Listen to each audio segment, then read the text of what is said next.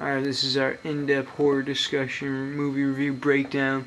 We're breaking down scene by scene.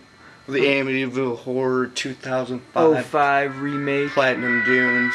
This came out right in the middle of the horror remake boom of the 2000s, as we know. This is actually one Platinum of the, Dunes is a really good job. I know, this is one of the only remakes. A great improvement from the original, if you've seen the original. More realistic. 79. In terms of telling the story and making it more creepier. It's more realistic approach to it. You can definitely get into it. We're not that big of horror fans. We're not that big of ghost movies, but we're more slasher guys. But this is a really creepy, scary ghost movie. We'll give our overall thoughts on the movie throughout this review. Alright, we're gonna jump right into it. Starts off with Scene 1. MGM in red. They're kind of bankrupt right now, but they had enough money to make this, obviously, because it was only 9. Actually, they combined with a bunch of studios. Dimension, they did the Dimension logo next. The Weinsteins were in on it. And then, of course, Platinum Dunes handled all the dirty work of freaking filming it. So they show the Platinum Dunes logo. Then they show radar picture. Go to the grips. Alright, I'm sober as a rock, so we're just going to jump right into this. Wow. Based on a true story. Cuts to the scene 1. It's like November 13th, 1974. With a storm going. And the opening scene is a montage of the first murders in the house. Alright, I don't want to sound like Wikipedia here, but I just gotta sum up this. Obviously, the movie's based on a real life person, Ronald DeFeo. This guy turned 60 in 2011. Anyway, he was 23 back in 1974. He murdered his whole family. Wow. And he said that the ghosts were possessed him to do it. He said, more like he was just using that as an excuse because he saw The Exorcist in '73 and he was like, "Oh, that's a convenient excuse as a defense." Yeah, then I'll go to trial and tell him I'm crazy. Yeah, so then he got sent to jail, and then get off scot-free. So then this white trash family, the Lutzes, freaking moves in, and then they're like, "Oh, in 28 days we got freaked out. This place is haunted. Listen to us." But it isn't as terrifying as the movie makes it out to be. And besides, the actual story is they were just freaking. Then this guy just making it up to get freaking a profit and like make money off it. But their excuse is, "No, it is haunted. We saw some chairs move." You know, those people who'll be like, "I've seen a ghost." The people, they'll bring in a psychic, like it's Unsolved Mysteries or something. Yeah. So anyway, the opening scene, he murders his family. Then it goes the Amityville Horror, and it shows the news clips. It's also going while a storm's going on, all the rain, and he's freaking going from room to room with the rifle, killing all his family members. No, it's that we talking about. And then he goes to the cops and the media talking about it, and the radio voiceover. And the newspaper clipping showing, as you said, JBM 2005. Yes, yeah, he heard voices. Then it goes to 1 year later. And we meet the new cast, the main cast on Long Island. Dearport, Long Island, exactly. And this is where it's just for freaking meeting, you know, the family of, like, you know, she's a single mom or no, with three kids and freaking it's the... Oh, then the guy swoops in to, like, save the day, save the family. No, and he's talking to the little son. Left behind. He's talking to... Oh, where have I heard that He's before? talking to the little son. The son's Typical like... white guy in America wanting to take over some... And the son's like, I can call you anything? Woman's family. And the guy... He's like, I can call you anything? Shithead? Shitbrains? Well, I'll steal my line, huh? Okay. No, say what you had to say. That was just my that was my line. Go on. Wow. So we meet freaking the cast. So then it's the breakfast scene. Cuts the breakfast scene. If this was a Rob Zombie movie, he'd be like, I'm gonna scoff the shit out of you. It would be all white trash. It'd be the baby crying in the back. Anyways, but they made it more simple. It's typical Hollywood movie. Van Wilder loves his family. No, then it goes to the bad boy, the chubby kid in the family who's having a tough time adjusting to some new cock banging his mom. He's like, this sucks. After he eats Ryan Reynolds' eggs, he's just like, you're telling me. Yeah, the outside of the house looks like freaking where Eminem used to live in 8 Mile. Hard. And he's just like, I could drop you off a few blocks. No, he's just like, I could drop you off at school. He's like, man, I can't be seen getting dropped off with my parents. He's like, I could drop you off a few blocks away if it helps you out. Anyway, so it cuts to the road trip of them trying to go look at houses. And the article they're looking at... They drive out to the Amityville house. They're like, no way we can afford this. And then they show up and it's like a giant-ass house. 112 Ocean Avenue. More than they're even expecting. They're like, we can't afford houses out in Amityville. The house shots are just gorgeous when it first shows them of just all freaking the American East Coast is so freaking beautiful. It's not tight. even funny. Anyway, yeah, and the score is just amazing in this movie. Anyway, so we meet the soundtrack. The realtor. We couldn't get the soundtrack; it's not on YouTube, so we're playing the soundtrack from the original. It's anyway, it's right.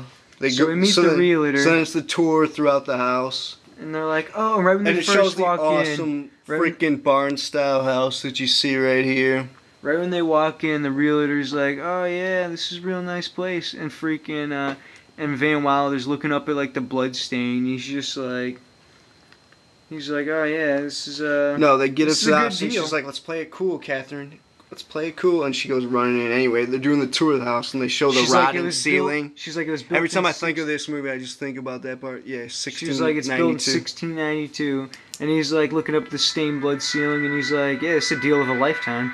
I was looking up at the blood ceiling. As he's looking at the freaking murder, like, corpse that, like, rotted through the ceiling. Anyway, so they go in room to room. Then it goes to a shot of the outside. He's like, this has got to be a mistake. I mean, I'm a contractor, and I know these things. He's looking out at the boathouse, and it's tight, and they go out to check it out. He's like, if it's true, this would be the deal of a lifetime.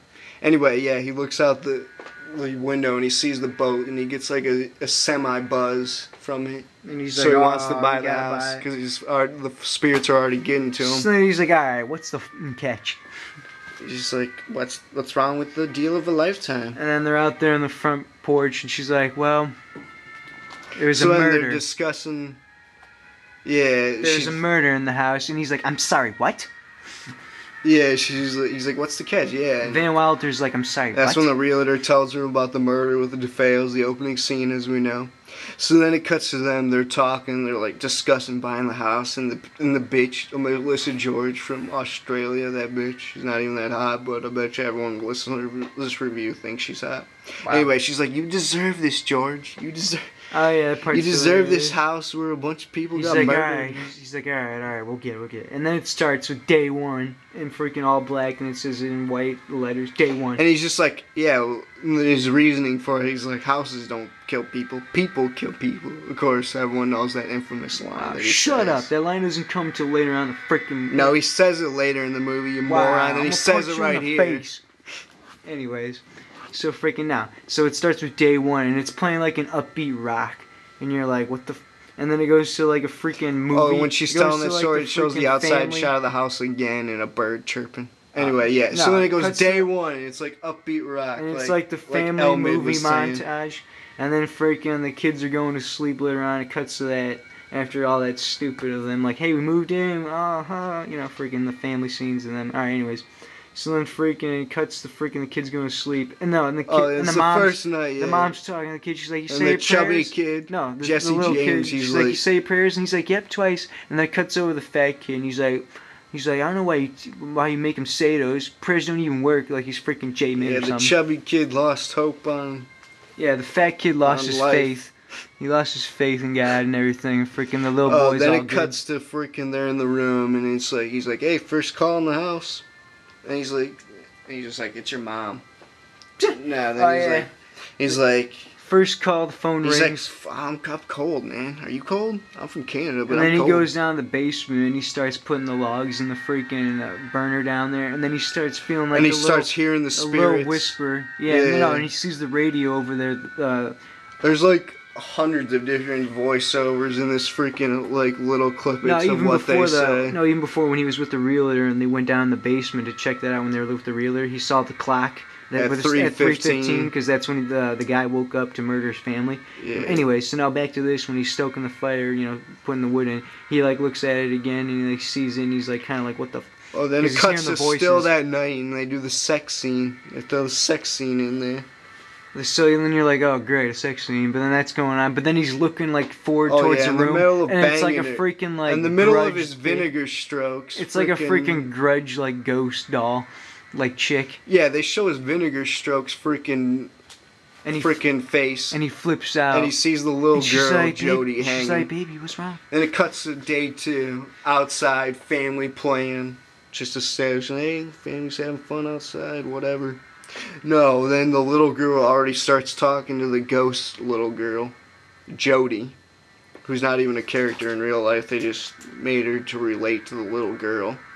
I don't really like horror movies with little girls and shit. It really doesn't set the mood for me. Yeah, a little so girl. So they have two little girls. That shit ain't scary. My family would be like, that shit ain't scary, as we know. Alright, so then George is chopping wood, and then freaking the little boy like runs up to him with like a little metal thing, and he's just like, "Where'd you get that?" He's like, "Oh, I found it in the basement where you bake, where you get drunk." And he's like, "No, not my." He's like, "Not the basement." He's like, "Next to my freaking stash." He's like, "Don't go down there." No, he's like, "Not the basement." He's already my starting office. to get a little possessed. Yeah. He's like, "My office." And then he's like, he's already getting a little influenced by the picture. Yeah, he's already got a little bit of anger. He's already got a little bit of JBM 2005 anger. Wow. Yeah, that was a cheap shot. A cheap shot. No, then Chelsea, the little girl's at the boathouse. Amazing soundtrack playing.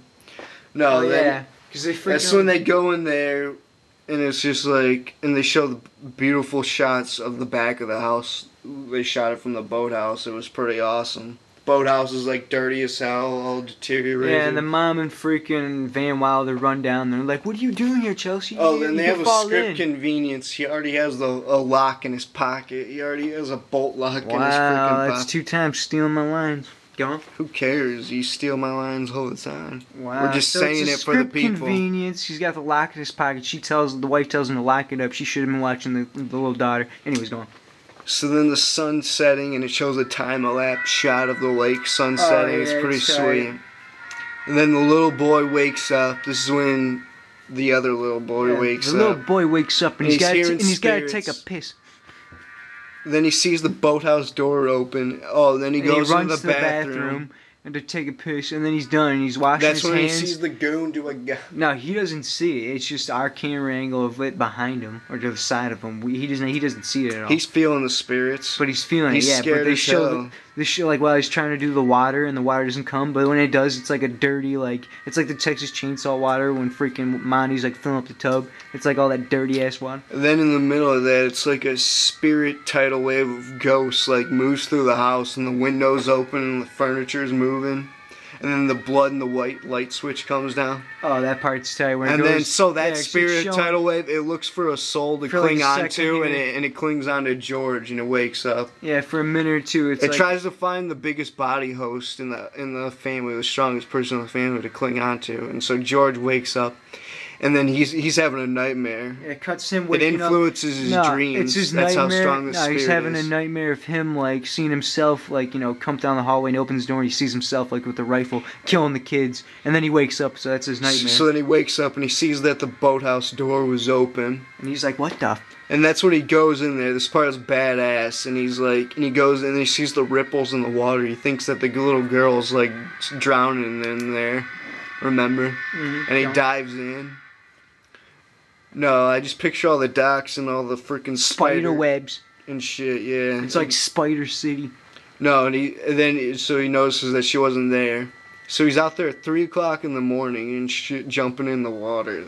No, but so then he's like, "There's nothing down there." So he gets. So he looks back. He locks up. He locks up the freaking boathouse. He looks back up at the house. They gave the freaking little girl the best room in the house, the one with the freaking barn door windows. No, he sees the girl up here in the left window. He sees a spirit up there next to her. And then he sees the other girl in this window, and freaking the little daughter, and then the spirit in the other window, and he's like, "What the?" And then the lights on. So then then it's a suspense of him running upstairs, and then opens her door upstairs, and then she's just quietly sleeping. All right, we're gonna sum this up. We're gonna go to part 2. And he goes in the rest of this night in the basement. He can't sleep, so he goes in the basement, and that's when his wife comes down, Melissa George, and she's just like, "Oh, honey, you can't sleep."